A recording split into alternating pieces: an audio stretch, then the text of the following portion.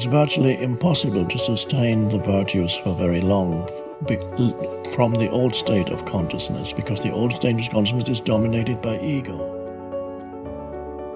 One of the greatest difficulties is handling this issue of ego and keeping it under control. So we need to reveal who we are, but we also need to master the art of who we are presented as our best, as it serves us and our children, as it serves us and our friends, as it serves us in our business. Your conscious awareness. It's what looks out behind those eyeballs. What is that? It isn't cells. It's some kind of conscious awareness that you are. And make no mistake about it, you've occupied a whole lot of bodies already. If 99% of who you are, you can't touch and you can't feel and you can't smell, then what is it? Who is it? Where are you? What is this thing called your essence or who you are? And where does it go? As scientists delve deeper into the nature of what causes things to be as they are, they find themselves immersed in an unseen world of infinite intelligence, acting in a lawful and purposeful manner. What we encounter in the physical world appears to be but a manifestation of invisible cause. The kingdom of heaven, which I translated, as you may remember, as the dimension of formlessness or the dimension of spaciousness, is within you. And there's only one thing that matters, and that is to find within you that dimension of consciousness and then live from that dimension of consciousness. But it is a constant and it never ends. But if we can make a personal appeal to ourselves, I want to constantly work on developing the positive side of my nature and do my best to suppress that darker side that would not allow me to be most of what I can possibly be. I think that's what's important. Of course, it is better that somebody should at least attempt to cultivate the various virtues. To cultivate this, it's a wonderful intention, and it's better than not trying to cultivate it, but ultimately you won't really succeed unless there's a shift in consciousness in you that is primary. Make sure what you do is the product of your own conclusion, not to do what someone else says.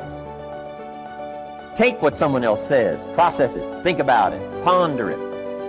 If it makes you wonder, if it makes you think, then it's valuable. Then when you go take action, make sure that the action is not what somebody told you to do. Make sure the action is the product of your own conclusion. A lot of people say, I want to quieten my mind, and then they struggle in meditation, but trying to quieten the mind is a thought, so it's also the mind. So you can't use the mind to quieten the mind, right? All you have to do is ask yourself,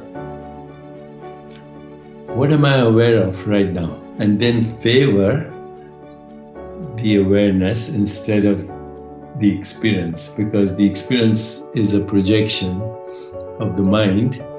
Awareness is independent. Awareness is infinite possibilities. It's limitless. It's beyond imagination. It's infinite. It's the real you that recycles as body-mind. People talk about reincarnation, but reincarnation is happening every second. Every thought that you have is a reincarnated thought. Every perception that you have is actually a recycled perception. We just get bamboozled as soon as we're given a name. So, I was given a name, Deepak Chopra. Now, that is a symbol of who I am. It's not who I am. But, if you repeat somebody's name enough, you're David, you're David, you're David, then the poor kid is screwed because he thinks he's David, when in fact he's the infinite being with a name called David. So, you're not your name. Your name is a symbol of who you are. If I'm looking at a menu in a book, and all these beautiful dishes are there, I can't eat the menu. Okay. So we use words as symbols. And of course, spiritual literature says first there was the Word, and the Word was with God, and God, became the Word or whatever. There's some truth in that.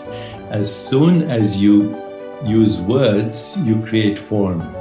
So if I asked you, what is this? You'd say it's a book. But actually it's a color. It's a shape. It's a form. If a baby was looking at this book, it would be squiggles, shapes, forms, and colors. No idea that this is a book and the baby is called David. No idea. It's a joyful experience because the baby would see this and everything else as itself and would fall, in fact, is in love with existence. All you have to look at is a baby. The only time it says is when it's hungry or it's wet. Otherwise, it's in bliss. And why is it in bliss? Because it hasn't been bamboozled by constructs. If people could understand the magnificence of who they are, that their fundamental state is bliss and joy and awareness and existence, which is timeless.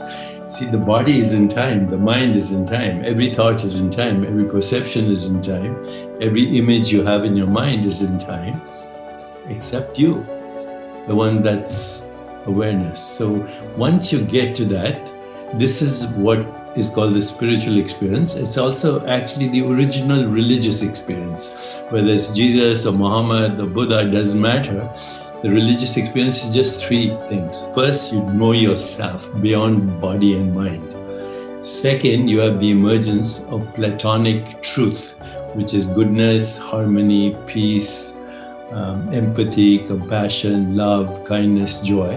And the third religious experience, not religion, I'm not talking about religious dogma, religious experience, loss of the fear of death.